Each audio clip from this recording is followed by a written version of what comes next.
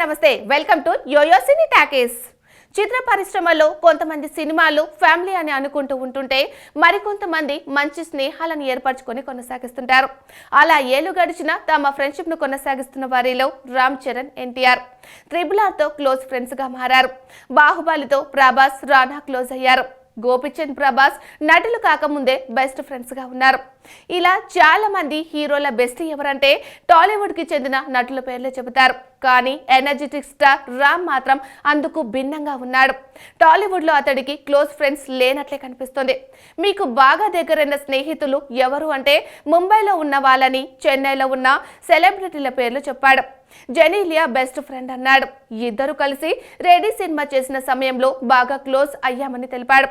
అప్పటి నుంచి ఇద్దరి మధ్య మంచి స్నేహం కొనసాగుతుందని అన్నాడు. ప్రస్తుతం ఆమె ముంబైలో ఉన్న, తాను హైదరాబాద్ లో ఉన్న స్నేహం మాత్రం అలాగే కొనసాగుతుందన్నాడు. అలాగే తమిళ డైరెక్టర్ అట్లీ కూడా బెస్ట్ ఫ్రెండ్ అట. అతని భార్య కృష్ణప్రియ కూడా మంచి స్నేహితురాలని తెలిపాడు. అయితే వీళ్ళిద్దరూ ఎలా క్లోజ్ అయ్యారు అన్నది మాత్రం చెప్పలేదు. అట్లీతో రామ్ ఇంతవరకు సినిమాలు చేసింది లేదు.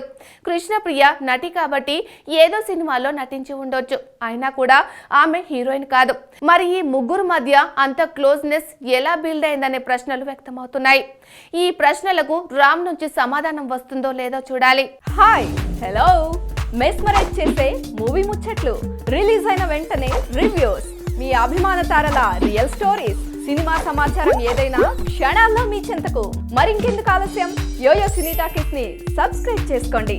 హలో హలో నోటిఫికేషన్ కోసం గంట కొట్టడం అస్సలు మర్చిపోకండి.